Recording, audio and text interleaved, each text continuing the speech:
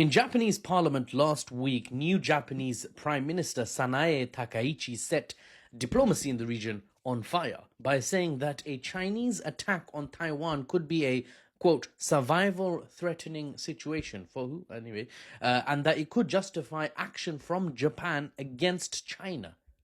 Japan versus China. Ooh. Anyway, what kind of action? Well, I don't suppose Japan meant that they would block, for example, anime streaming on the Chinese mainland. That would be serious action, but I don't think that's what they meant. They alluded to military action. That was a bit of a dead joke, but I thought I'd drop the anime mention. They alluded to military action, and China has responded strongly. Just 2 days ago, the Chinese Foreign Ministry demanded that the Japanese Prime Minister retract her egregious remarks, meaning uber bad, egregious, right, related to Taiwan.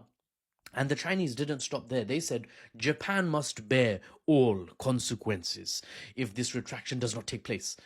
Could this get serious? That's the question everyone is asking. Well, words are already very serious, openly hostile from China, but action unlikely to follow. I'll get to the analysis briefly later. First of all, the words. Foreign Minister Lin Jian had this to say. That this is the Foreign Minister of China. Quote, should Japan dare to intervene militarily in the Taiwan Strait situation, it will constitute an act of aggression and China will strike back decisively. It actually somehow got worse, actually, when China's consul general, this is a very senior consulate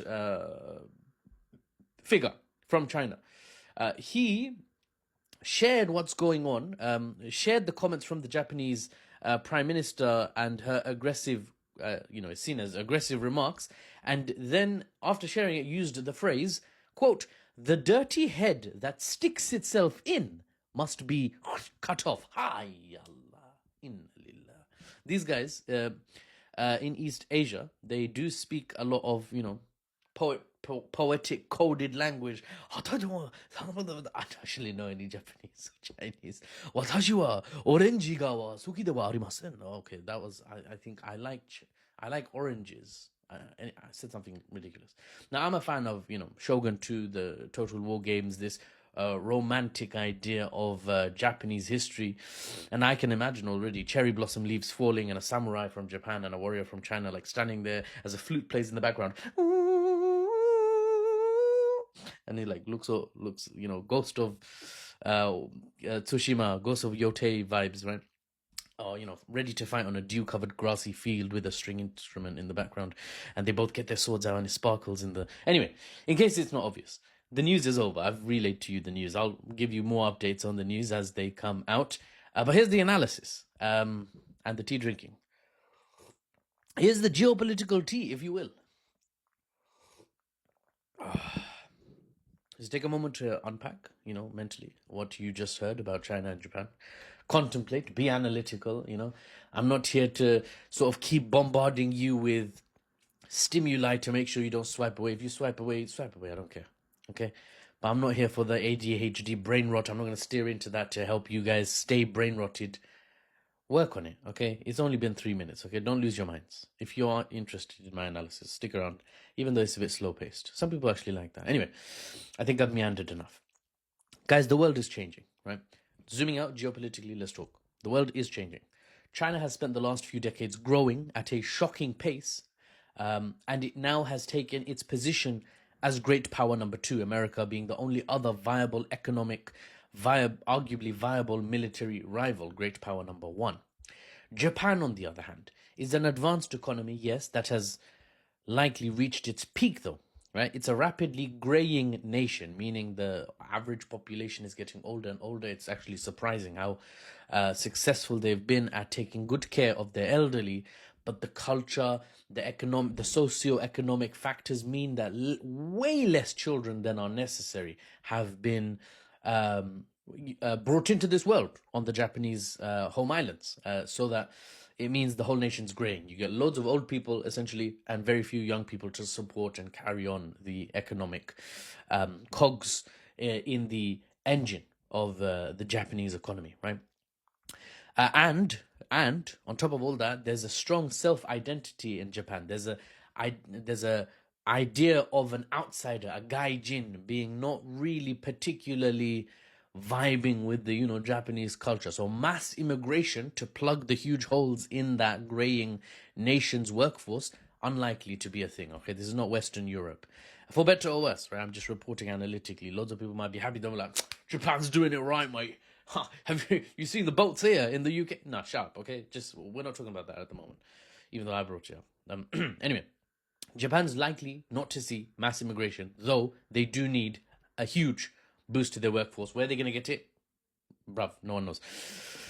Not to say they're incapable, the Japanese state, but they're weakening, all right? They've arguably gone past their prime, at least in the current alignment it has with America. It's a powerful state economically, Japan, and every year after World War II, it's been within America's sphere of influence. That's what's led it to become a very advanced economy, one of the most advanced in East Asia. Many don't know that they are within America's sphere of influence. They think, Muffles, I'm looking at a map. Japan is all the way across the Pacific in East Asia. Why would this be like an American ally? Why would this be an American outpost? Well, what it is, right? Japan is essentially part of the West, not culturally, but geopolitically speaking.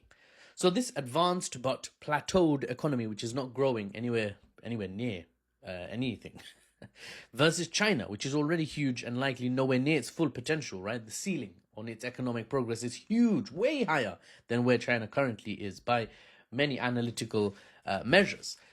China continues on its way up versus Japan, which has plateaued, right? It's not a fair fight. It's just not a fair fight, if there was a fight. And in World War II, the Empire of Japan did horrific things in their occupation of China. This was a brutal imperial occupation of the Chinese mainland. Best believe China's not forgot that, right? China's bitten their lip. They've held back. We're not going to talk about it. But should it come to it, China could very easily activate that history, mobilize its engineer, basically, consent within its citizenry for hostile action against Japan. It would be very easy to activate that, right? Analytically speaking. Now, following the Japanese Prime Minister's comments, China is already advising their wealthy, very numerous citizenry not to visit Japan. They're saying, bruv, don't go there. Don't go there. They've been mean to us. Right? So the economic levers are already slowly being turned. The screws are being tightened from the Chinese side. Very subtly. Very subtly. They haven't done anything mad. They haven't done anything big. By my assessment, though, this is unlikely to escalate into any genuine conflict where Japan's on one side, China's on the other. Japan, you see, was neutered. It was weakened beyond belief, relieved of its claws, of its fangs, of its fists after World War II. The US made sure of that. Even today, Japan's constitution, doesn't actually allow for a full military like other countries that have the right to be aggressive, that have a right to fight when the country thinks it's necessary. No. They're only allowed, by the US demand post-World War II, they're only allowed a defense force. Kind of best depicted. This whole, Japanese geopolitical dynamic is best depicted in their transition from historical Japan to current-day Japan, right? This is a warrior class, warring nation led by shoguns, daimyos, samurai, the honor system, bushido. All of that transitioned into anime, manga, cutesy, fluffy, stuffed toys, and tech exports, and vending machines. Like that's what they're known for now. It's very the claws are off, right? The cat's been neutered, as it were. It's a cultural shift, but now arguably it's shifting back. Japan is going through the world order shift, like every country is going through it. Right, in this new world order, there's gonna be a shifting. There's gonna be a mixing it up. And it's very likely that Japan will experience some turbulence in this transition as they feel their way into a more independent position, independent of the US, as US influence on Japan is waning, is weakening from all the way across the Pacific. US is too busy trying to secure its own home islands, North and South America, right, the supercontinent. In the end, by my assessment, it's more likely Japan would align itself with China than fight it, because looking to itself, Japan is unlikely to conclude that the interests of the nation are best served as being one of the many bullet sponges of the American state against China. They don't want to be chucked at China, and they will figure that out at a geopolitical level. Anyway, for the unbiased news and analysis without the Western spin, I'm Mahfouz, and I'll see you on the